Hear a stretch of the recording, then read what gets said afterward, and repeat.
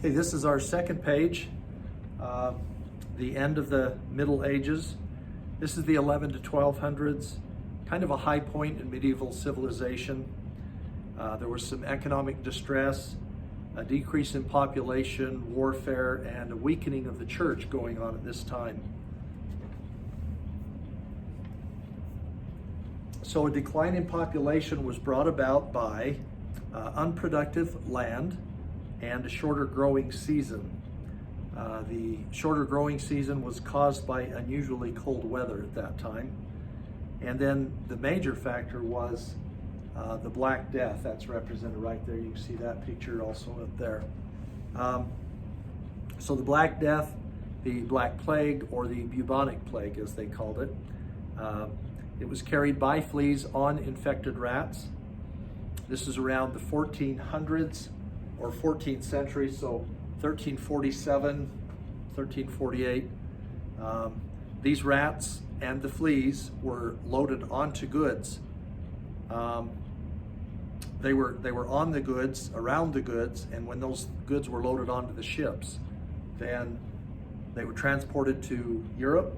When the goods were offloaded, the rats were offloaded, and so that's how the disease spread to Europe. 20 million people died from this Black Plague, which was about a quarter of the population of Europe at that time. And of course, again, starting in Asia first, then coming to Europe.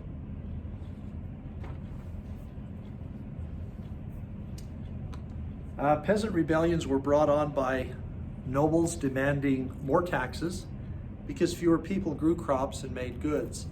And again, with this decrease, a large decrease in the population, then you just taxed more people. And things like this throughout history, there's a point where they can only stand or hold to as so much, and then they rebel. They're like, okay, we're done. We can't take any more, and they rebel. Whether they're successful or not, sometimes yes, sometimes no, but at least they've made their point that, hey, this is too much. So these rebellions were put down by the king's soldiers.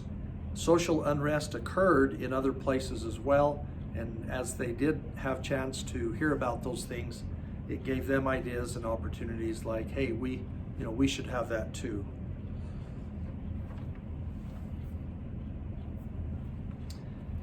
Okay, so there was a dispute that arose over wool trade, and it got worse when the French king died without an heir to the throne. Edward III of England was a nephew, and he claimed the throne, and this is what basically started the 100 Years' War. So it was a series of conflicts between France and England over French lands that might be held by the English king. They didn't want that to happen.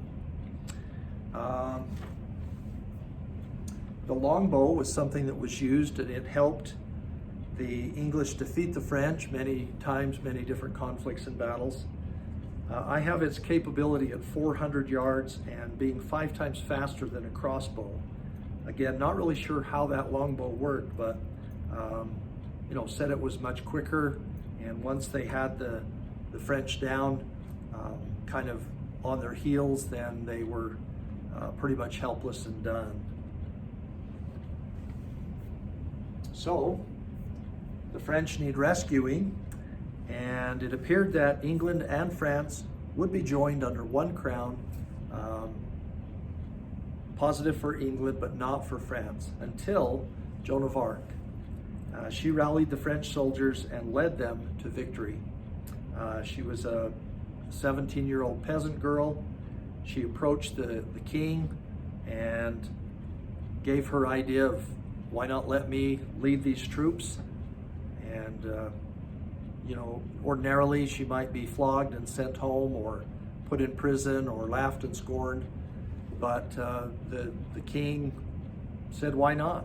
And so gave her some armor, sword, a horse, and said, go for it.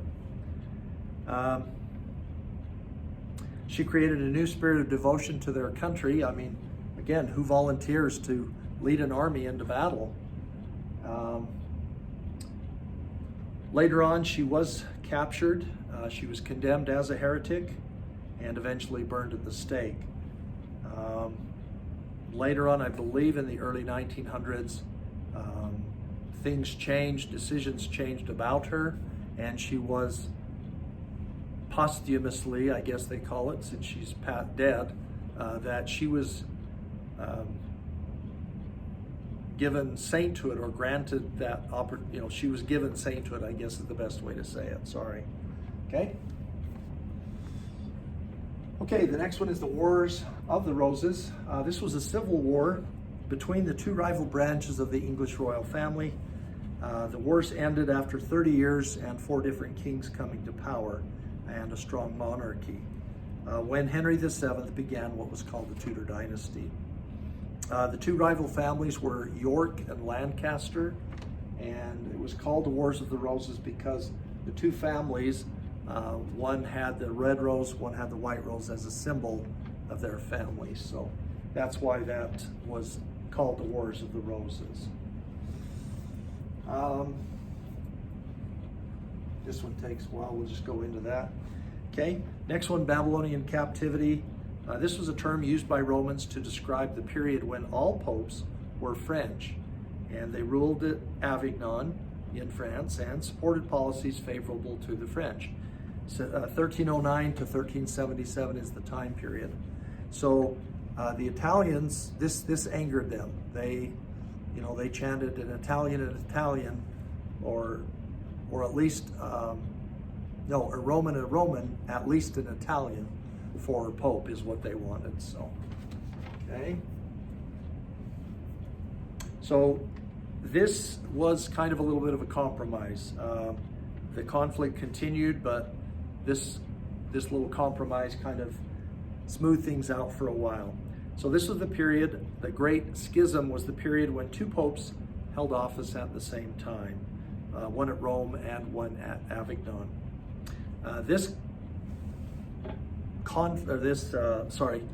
compromise lasted for about 40 years. So the other one, the Babylonian captivity, was about 66 years in length, and the Great Schism was about 40 years, until both sides agreed upon a new pope who would rule at Rome. Now, today, the Pope does not have to be Italian. The Pope could come from Germany or Spain or Poland or whatever, but they do reside in the Vatican there in Rome, Italy. And that concludes page 2. Thank you.